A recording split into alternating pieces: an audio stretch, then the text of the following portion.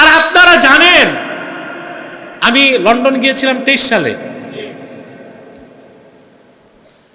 আমি গেটওয়ে দিয়ে লন্ডনে প্রবেশ করছি। আমি যাওয়ার পর 12 দিনে সকল প্রকার কাফের, মুশরিক, রামবাম, নাস্তিক ব্রিটেনে আমার বিরুদ্ধে সংবাদ সম্মেলন করছে, মিছিল করছে, মানববন্ধন করছে। অবাক হবেন, সিএনএন এর নিউজ প্রেজেন্টার নাইজেল ফারাজ যে ব্রেক্সিট আন্দোলন করছে, আন্দোলন করে এই লোকটাই ব্রিটেন পার্লামেন্টের সদস্য থাকা অবস্থায় ইউরোপীয় ইউনিয়ন থেকে ব্রিটেনকে বের করছে। ব্রেক্সিট জানেন না আপনারা? এই নাইজেল ফারাজ আমার বিরুদ্ধে 23টা প্রতিবেদন করছে। পরে তো আমাকে চলে আসতে হয়েছে, আমার ভিসাটাকে ক্যান্সেল করে দিয়েছে। তার কারণ 3টা। সকল প্রকার কাফের, মুশরিক, রামবাম, নাস্তিকদের বিরুদ্ধে আমরা কঠোর। 2, আমরা খেলাফা চাই। 3, আমরা জিহাদ ফি সাবিলিল্লাহর কথা বলি। এজন্য আমরা তাদের চোখে কি এক্সট্রিমিস্ট, চরমপন্থী। এখন আমাদের দেশে কিছু বের হইছে রাজনীতিবিদ, সাক্ষাৎকারে দেখি দেখতেও সুন্দর লাগে, থোতায় ছটাক দাড়ি, মাথায় টুপি। একজন সাক্ষাৎকার দিছে, আমার কাছে আসছে, বলতেছে যে যারা খেলাফার কথা বলে, জিহাদের কথা বলে, তারা চরমপন্থী। নাউজুবিল্লাহ বলবেন না? আজকে আমরা কোথায় আছি? এর জন্যই কি 5 তারিখ দেশ স্বাধীন করছেন? ইসলামকে ছেড়ে দেওয়ার জন্য দেশ স্বাধীন করছেন? আপনাদের ন্যারেটিভ পরিবর্তন করার জন্য দেশ স্বাধীন করছেন? তা কি রকম বাংলাদেশ আপনারা চান? আমরা ধর্মনিরপেক্ষতাবাদী বা লিবারেল ডেমোক্রেসির বয়ান যারা দেয়, ফরহাদ মজহার বা তার সঙ্গে যে সমস্ত বুদ্ধিজীবীরা যে ধরনের বাংলাদেশের স্বপ্ন দেখে, ওই স্বপ্নকে আমরা দুঃস্বপ্নে পরিণত করে দেব ইনশাআল্লাহ। জিহাদ ফি সাবিলিল্লাহ, এটা মুসলমান কিয়ামত পর্যন্ত করবে, ঠিক কিনা বলেন? ইমাম হোসেন রাদিয়াল্লাহু তাআলা জিহাদ করছেন এমন লোকদের বিরুদ্ধে যাদের প্রত্যেকের নাম ছিল মুসলিম নাম। কথা বলেন। কিন্তু প্রয়োজনে তিনি জিহাদ করছেন কিনা? মনে রাখবেন, জিহাদ ফি সাবিলিল্লাহ এটা মানসুখ হয় নাই। কিয়ামত পর্যন্ত জিহাদের হুকুম বাকি থাকবে, এটা জানেন আপনারা? আবু দাউদ শরীফের হাদিস, রাসূল করিম সাল্লাল্লাহু আলাইহি ওয়াসাল্লাম ইরশাদ করেছেন, সালাসুম মিন আসলিল ঈমান, ঈমানের মূল ভিত্তি 3টা। ইসলামের মূল ভিত্তি কয়টা? বুনিয়াল ইসলাম ওয়ালা খামসিন। ইসলামের মূল ভিত্তি 5টা, আর ঈমানের মূল ভিত্তি 3টা। এর মধ্যে একটা রাসূল করিম সাল্লাল্লাহু আলাইহি ওয়াসাল্লাম ইরশাদ করেছেন, ওয়াল জিহাদু মাযিন মুযবাসানি আল্লাহু ইলা আন ইউকাতিলা আখিরু উম্মতি আদ-দাজ্জাল। এই ঈমানের 3 ভিত্তির একটা অন্যতম ভিত্তি হচ্ছে, আমি মুহাম্মদ সাল্লাল্লাহু আলাইহি ওয়াসাল্লামকে প্রেরণ করে আল্লাহ জিহাদকে ফরজ করছেন আমার উম্মতের উপর। আমার উম্মতের শেষ ব্যক্তি কর্তৃক দাজ্জালকে হত্যার আগ পর্যন্ত এই জিহাদের হুকুম বাকি থাকবে, বলেন সুবহানাল্লাহ। সেই ব্যক্তি ঈসা ইবনে মারইয়াম। দাজ্জালকে হত্যা করার পর আর মুসলিমদের উপর জিহাদের হুকুম থাকবে না, কারণ সব মুসলমান থাকবে। কি থাকবে? এরপর আবার দুনিয়ার অবনতি ঘটবে, ইয়াজুজ মাজুজ আসবে, ওদেরকে আল্লাহ গজব দিয়া ধ্বংস করবেন, তারপর মুমিন থাকবে, আর জিহাদ লাগবে। এরপর আবার রিহুম তাইয়্যিবা, পবিত্র বাতাস এসে সকল মুসলমানের ডান বগলে লাগবে, এক সময় সব মুমিন বেহেশতবাসী হবে। তখন পৃথিবীতে থাকবে শুধুই কাফের, তো জিহাদ করবে কেউ?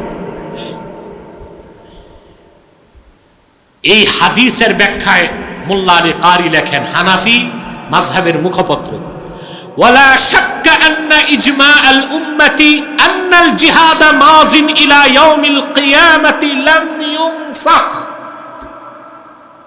এই হাদিস থেকে প্রমাণিত হয় ইজমায়ে উম্মত, উম্মতে মুহাম্মাদীর উপর জিহাদ কিয়ামত পর্যন্ত ফরজ। সুবহানাল্লাহ বলবেন? এবং এটা মানসুখ হয় নাই, মানসুখ। তা আমরা কি জিহাদকে বাদ দিব? জিহাদের কথা বললেই চরমপন্থী বলা হয়। আপনার আমার লেকচার আছে চরমপন্থা, মধ্যপন্থা, শিথিলপন্থা, এটা দেখবেন, বুঝলেন? তাহলে যে ভণ্ড যারা কথিত স্কলার, তাদের মুখস্থ উন্মোচন হবে ইনশাল্লাহ। আরেকটি হাদিস বলে শেষ করে দিচ্ছি, আমাদের মুক্তি কোনো সংস্কারে নাই। পশ্চিমাদের আদর্শ মানার মাধ্যমে আমাদের মুক্তির কোনো ব্যবস্থা নাই। আল্লাহর হাবিব মুহাম্মদ সাল্লাল্লাহু আলাইহি ওয়াসাল্লামের সুন্নাহকে আঁকড়ে ধরার মাধ্যমে আমরা জাগতিক জীবনের শান্তি এবং পরকালের মুক্তি পেতে পারি। রাসূল কারীম সাল্লাল্লাহু আলাইহি ওয়াসাল্লাম ইরশাদ করেছেন, বুইসতু বিস-সাইফি বাইনা ইয়াদাইস সাআ হাত্তা ইউবাদাল্লাহু ওয়াহদাহু লা শারীকা লা।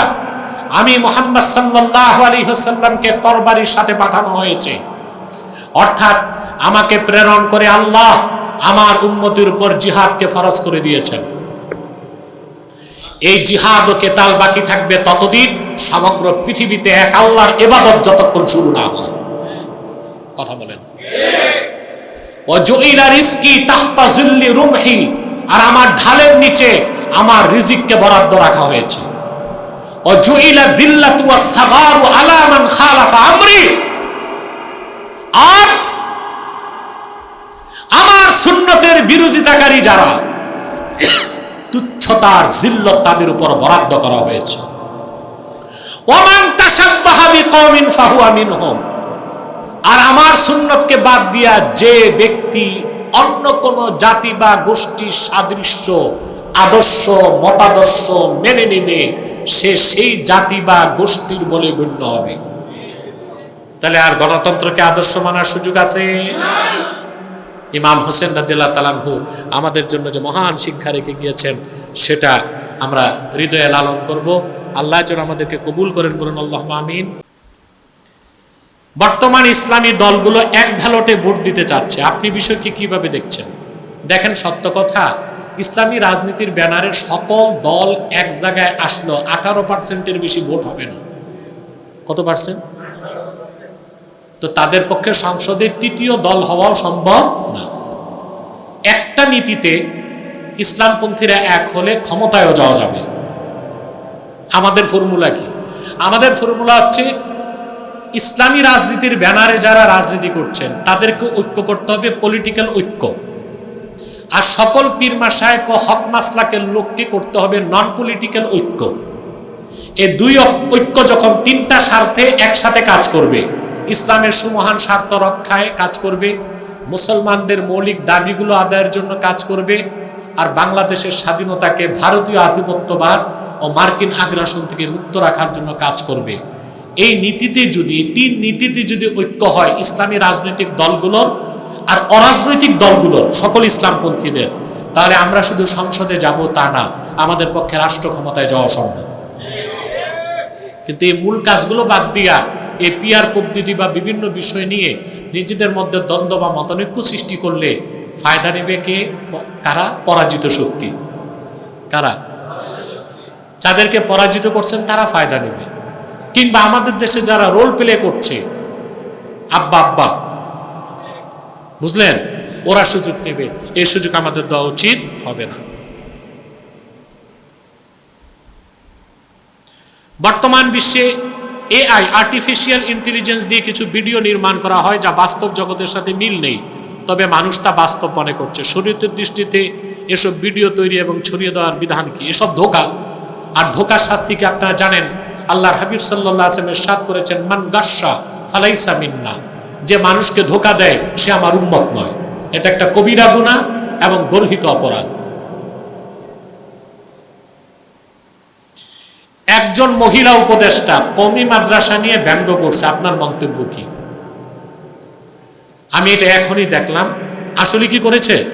নারী ও শিশু বিষয়ক উপদেষ্টা এই মন্তব্য করেছে, কিন্তু তার কথায় ব্যাখ্যার সুযোগ আছে। সে বলতে চাচ্ছে যে বিভিন্ন কওমি মাদ্রাসায় নারী ও শিশুদের উপর নির্যাতন হচ্ছে, কিন্তু তার কথাটা ইনসাফপূর্ণ হতো যদি সে বলতো মাদ্রাসায়, স্কুল, কলেজ, ভার্সিটিতে। শুধুমাত্র মাদ্রাসাকে টার্গেট করার উদ্দেশ্য তো খারাপ, বোঝা যায় দাল মে কুছ কালা হয়। সবচেয়ে বেশি নারী নির্যাতন হয় ভার্সিটিতে। কোথায়? ওখানে নারী নির্যাতন হয়। ওখানে শুধু নারী নির্যাতন হয়, মব সৃষ্টি হয়েছে তো ভার্সিটি থেকে। মব বুঝেন? সংঘবদ্ধ সহিংসতা। এটা কি জাস্টিস না ইনজাস্টিস? এটা কি আজকে হয়েছে নাকি? আরে ভাই, ঢাকা বিশ্ববিদ্যালয়ের শহীদ আব্দুল মালেককে কারা হত্যা করছিল? সেটা কি মব ছিল না? কথা বলে।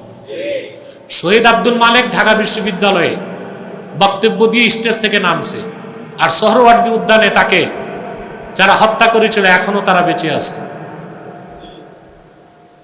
তারা সেখানে শহীদ আব্দুল মালেককে ড্রিল মেশিন দিয়ে মাথা ছিদ্র করেছিল, নির্মমভাবে হত্যা করেছিল। তখন তো মবের শাস্তি হয় নাই। দেশ স্বাধীনের আগে স্পিকার শাহেদ আলীকে চেয়ার দিয়ে পিটিয়ে হত্যা করা হয়নি? কথা বলেন, এটাও তো মব ছিল।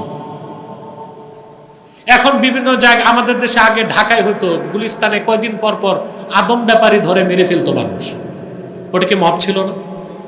এখন দেখা যায় বাচ্চা ধরতে আসছে, এই কথা উঠিয়ে পিটায় মানুষ মেরে ফেলতেছে। এই সবই মব, সবই অন্যায়, সবই ইনজাস্টিস। তো আপনি যে মহিলা উপদেষ্টা, আপনি এগুলো দেখেন না? আপনার চোখ গেছে কওমি মাদ্রাসায়। কওমি মাদ্রাসাগুলো হাজার হাজার এতিম দুঃস্থ অসহায়কে মাদ্রাসায় রেখে 3 বেলা খাওয়ায়, চোখের নজরে রেখে এগুলোকে মানুষ বানায়। 2-4টা বিচ্ছিন্ন ঘটনা ঘটতেই পারে, সেটাও অনাকাঙ্ক্ষিত, আমরা সেটারও সংশোধন চাই, সরকার পৃষ্ঠপোষকতা করুক, কিন্তু সেখানে শুধু মাদ্রাসাকে টার্গেট করা, এটা তো ইনসাফের কাজ না। এই ধরনের অন্যায় খুব বেশি হচ্ছে বিশ্ববিদ্যালয়ে, বিভিন্ন স্কুলগুলোতে হচ্ছে।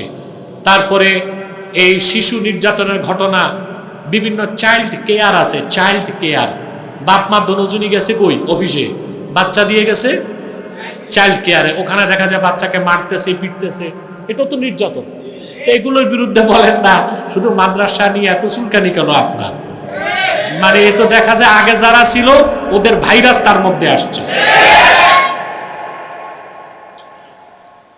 বর্তমানে কি সুষ্ঠু নির্বাচন সম্ভব?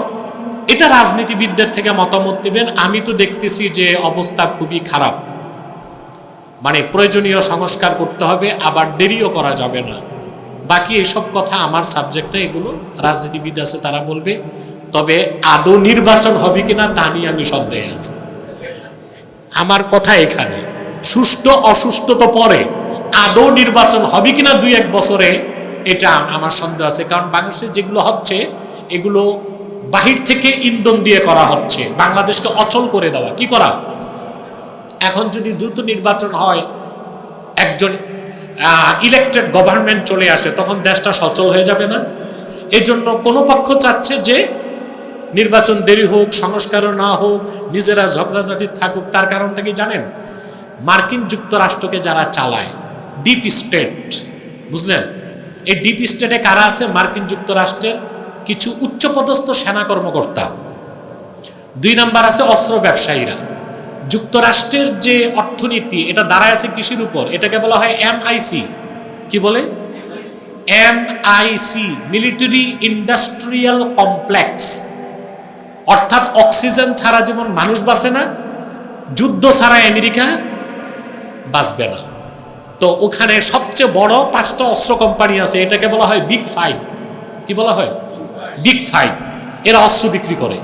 এদের কাজ হচ্ছে কয়েক বছরে এই যে আপনার আফগান যুদ্ধ, ভিয়েতনাম যুদ্ধ, ইসরায়েলের যুদ্ধ, এগুলোতেই তারা এই পর্যন্ত $1 ট্রিলিয়ন অস্ত্র বিক্রি করছে।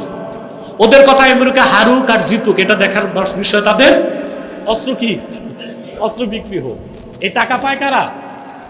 বিগ 5। কে পায়? 5টা অস্ত্র কোম্পানি। আর ওরা আমেরিকার অর্থনীতিটা গড়ে দিছে এইভাবে, MIC, মিলিটারি ইন্ডাস্ট্রিয়াল কমপ্লেক্স। অস্ত্র বানাতে হবে, বিক্রি করতে হবে, এটা ছাড়া আমেরিকা থাকবে না। কথা বলেন। এখন ডিপ স্টেট চিন্তা করতেছে যে আমেরিকা মধ্যপ্রাচ্য থেকে বিতাড়িত, মধ্য এশিয়ায় পরাজিত। চায়না সিদ্ধান্ত নিয়েছে 2027-এর মধ্যে তাইওয়ানকে তারা পুরোপুরি নিয়ে নেবে।